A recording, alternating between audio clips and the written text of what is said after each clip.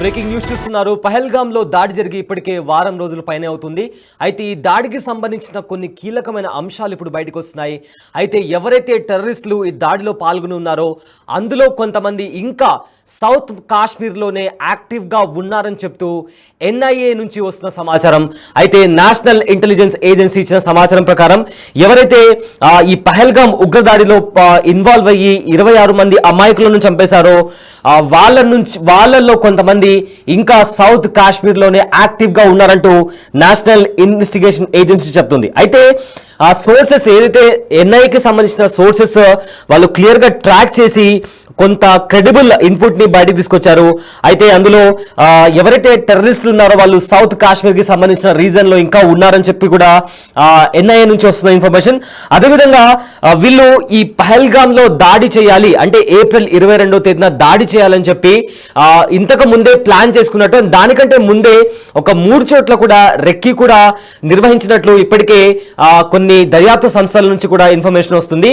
అయితే amusement park కి కూడా వాళ్ళు వెళ్ళి రెక్కి నిర్వహించారు. కానీ అమ్యూజ్మెంట్ పార్క్ లో చాలా మంది టూరిస్టులు వస్తుంటారు. అదే నేపథ్యంలో అక్కడ సెక్యూరిటీ కూడా చాలా టైట్ గా ఉన్న నేపథ్యంలో వాళ్ళు దాడి చేసే ప్రదేశాన్ని అమ్యూజ్మెంట్ పార్క్ నుంచి పహల్గామ్లో దాడి చేయాలని కూడా వాళ్ళు ఫిక్స్ చేసినట్లు ఇప్పటికే కొన్ని ఇన్వెస్టిగేషన్ ఏజెన్సీస్ నుంచి వస్తున్న సమాచారం.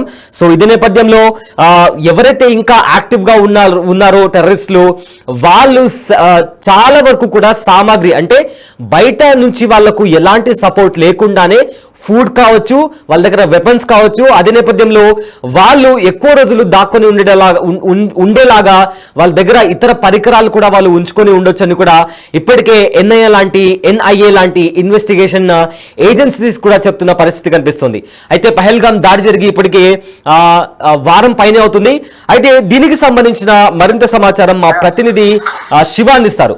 రైట్ శివ, ఎన్ఐఏ నుంచి వస్తున్న ఇన్ఫర్మేషన్ అయితే ఇంకా కొంతమంది ఉగ్రవాదులు ఎవరైతే వాళ్ళు ఇన్వాల్వ్ అయి ఉన్నారో ఈ ఉగ్రదాడిలో వాళ్ళు ఇంకా అక్కడే సౌత్ కాశ్మీర్ రీజన్ లో ఉన్నారు అని చెప్పి కూడా నిఘా సంస్థల నుంచి వస్తున్న సమాచారం. అయితే దీనికి సంబంధించి ఉన్న అప్డేట్స్ ఏంటి? సైదు, పహల్గామ్లో దాడికి సంబంధించి మరికొన్ని కొత్త నిజాలు బయటకు వస్తున్నాయి. అంటే దాడికి వారం రోజుల ముందే అంటే ఏప్రిల్ 22న దాడి జరిగితే ఏప్రిల్ 15నే వారంతా కూడా రెక్కి నిర్వహించి దాడికి ఒక ప్రణాళిక కూడా సిద్ధం చేశారు. ప్లాన్ ఏ, ప్లాన్ బి రెండు ప్లాన్లు వారు సిద్ధం చేసినట్టుగా కూడా తెలుస్తుంది. దానిలో భాగంగా 3 చోట్ల వారు దాడికి ప్లాన్ చేశారు. భద్రత ఉండడంతో ప్లాన్లో మార్పు చేసినట్లుగా కూడా తెలుస్తుంది. ఒకవేళ ఆ రోజు ఎవరైతే బలగాలు ఉన్నాయో కాల్పులు జరిపితే మాత్రం దాడి చేయాలనే ప్లాన్ చేసినట్లుగా కూడా తెలుస్తుంది. దానికి సంబంధించిన ఆధారాలన్నీ కూడా నేషనల్ ఇన్వెస్టిగేషన్ ఏజెన్సీ ద్వారా ఇంటెలిజెన్స్ విభాగాల నుంచి వారికి సమాచారం అందినట్లుగా కూడా తెలుస్తుంది. మరోవైపు ఎవరైతే ఇప్పటికీ కూడా కాశ్మీర్లోనే ఉగ్రవాదులు తలదాచుకున్నట్టుగా కూడా తెలుస్తుంది. ఏదైతే కాశ్మీర్కి సంబంధించిన సౌత్ కాశ్మీర్ అంటే ఇది పుల్వామా ఏరియాలో ఉంటుంది.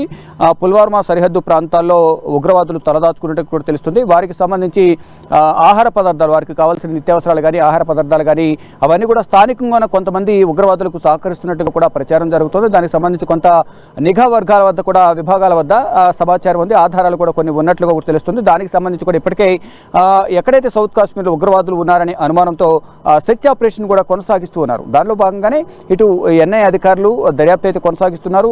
దొరికిన ఏ ఒక్క ఆధారాన్ని, చిన్న ఆధారాన్ని కూడా వదలకుండా ఎన్ఐఏ దర్యాప్తు అయితే ముమ్మరం చేసింది. ఇక నిన్న ఉదయం సమయంలో కూడా ఏదైతే పహల్గామ్లోని బైసరన్ వ్యాలీలో కాల్పులు జరిగిందో ఆ కాల్పులు జరిగిన బైసరన్ వ్యాలీ ప్రాంతానికి ఎన్ఐఏ అధికారులు మరొకసారి ఆర్మీ సహకారంతో అక్కడికి వెళ్ళి మరొకసారి అక్కడున్న సిచ్యువేషన్ అంతా కూడా పరిశీలించారు.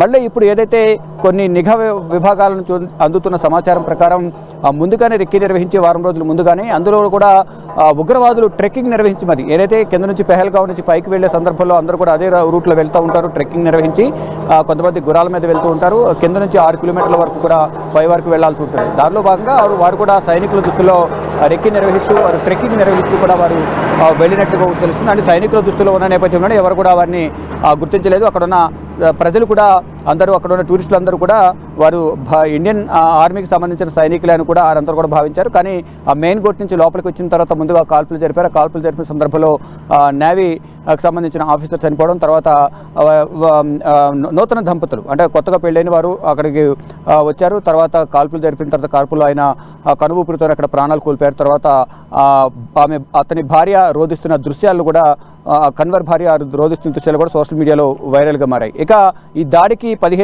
15వ తారీఖున ప్రణాళికను సిద్ధం చేశారు, రెక్కీ నిర్వహించారు. ఒక ప్లాన్ ప్రకారం అంతా కూడా ఇంప్లిమెంట్ చేయాలనుకున్నారు. కానీ ఒకవేళ తేడా వస్తే కనుక భద్రతా బలగాలు మన మీద అటాక్ చేయాలని చూస్తే తిరిగి దాడి చేయాలని ఒక ప్లాన్ కూడా వారు సిద్ధం చేసుకున్నట్లు కూడా తెలుస్తోంది.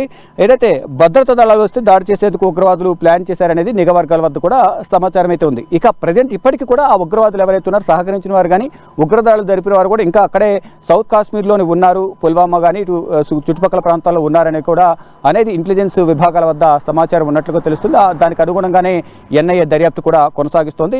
ఇటు ఇండియన్ ఆర్మీ, మరోవైపు సిఆర్పిఎఫ్ బలగాలన్నీ కూడా ఆ ప్రాంతాల్లో సెర్చ్ ఆపరేషన్ నిర్వహిస్తూ అక్కడున్న స్థానికులను ప్రశ్నిస్తూ ఉన్నారు. అనుమానితులను స్టేషన్ పిలిచి విచారణ కొనసాగిస్తూ ఉన్నారు. ఎవరైతే ఉగ్రవాదులు ఇక్కడ ఉన్నారనే అనుమానం వచ్చిన నేపథ్యంలోనే ఇక్కడికి వచ్చామో, మీకు ఏమైనా సమాచారం ఉంటే ఇవ్వండి, ఎవరైనా ఆశ్రయం ఇస్తే మాత్రం ఆశ్రయం ఇస్తే నివాసాల్లో వారిపై కఠిన చర్యలు తీసుకుంటామంటూ కూడా ఇటు సిఆర్పిఎఫ్ కానీ ఇండియన్ ఆర్మీ కానీ అక్కడ సెర్చ్ ఆపరేషన్లో భాగంగా అక్కడ అనుమానితులు ఎవరైతే ఉన్నారో వారికి సంబంధించి కొంత సమాచారం ఉంటే మాకు ఇవ్వండి, మీ వారి వివరాలను కూడా గోప్యంగా ఉంచుతామంటూ కూడా వారు తెలియజేసిన నేపథ్యంలో అటువంటి వారు ఎవరైనా ఉంటే మేము సమాచారం ఇస్తామంటూ కూడా స్థానికంగా ఉన్న ప్రజలు చెప్పినట్టు తెలుస్తుంది. కానీ స్థానికంగా ఉన్న ప్రజలే ఈ ఉగ్రవాదులకు సహకరిస్తున్నట్లుగా వారికి సంబంధించిన నిత్యావసరాలు కానీ ఆహార పదార్థాలు కానీ ఇతరేతర సామాగ్రి అంతా కూడా వారికి సమకూరుస్తున్నట్లుగా కూడా ఇంటెలిజెన్స్ విభాగాల వద్ద సమాచారం ఉంది. Syed right, thank you Shiva.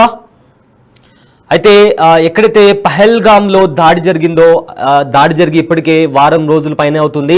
So ఈ దాడిలో 26 మంది అమాయకులను ఉగ్రవాదులు దారుణాతి దారుణంగా వాళ్ళ ఐడెంటిటీ అడిగి మరి చంపేయడం జరిగింది. సో ఈ నేపథ్యంలో ఎన్ఐఏ నుంచి అదేవిధంగా కొన్ని ఇన్వెస్టిగేషన్ ఏజెన్సీస్ నుంచి వస్తున్న సమాచారం ప్రకారం ఎవరైతే ఈ ఉగ్రదాడిలో ఇన్వాల్వ్ అయి ఉన్నారో వాళ్ళు ఇంకా కూడా సౌత్ కాశ్మీర్లోని ఏరియాలో దాక్కొని ఉన్నారు అని కూడా ఇప్పటికే దర్యాప్తు సంస్థల నుంచి వస్తున్న సమాచారం. అయితే వాళ్ళ దగ్గర ఉన్న సామాగ్రి కావచ్చు, వాళ్ళ దగ్గర ఉన్న ఫుడ్ కావచ్చు, వెపన్ కావచ్చు, అంటే వాళ్లకు మళ్ళీ వేరే బార్డర్ అవతల సైడ్ నుంచి వాళ్లకు ఇతర అవసరం లేకుండా, వేరే హెల్ప్ లేకుండానే వాళ్ళ దగ్గర చాలా వరకు ఫుడ్ ఉంది. అంటే వాళ్ళు చాలా రోజుల వరకు అక్కడే ఆ అడవిలోనే వాళ్ళు ఉండగలిగేలా వాళ్ళు ప్రాపర్గా ప్లాన్ చేసుకునే లోపలికి వచ్చారు అని కూడా కొన్ని దర్యాప్తు సంస్థలు చెప్తున్న నేపథ్యంలో, అయితే వాళ్ళను పట్టుకోవడానికి ఎవరైతే ఈ కొండ ప్రాంతాల్లో దాక్కొని ఉన్నారో వాళ్ళని పట్టుకోవడానికి కూడా ఎన్ఐఏతో పాటు ఇతర డిఫెన్స్ సంస్థలు కావచ్చు, మిలిటరీ వాళ్ళు కావచ్చు, వాళ్ళు కూడా జల్లెడ పట్టి మరి ఆ ప్రాంతాలన్నీ కూడా సర్చ్ ఆపరేషన్ చేస్తున్నారు.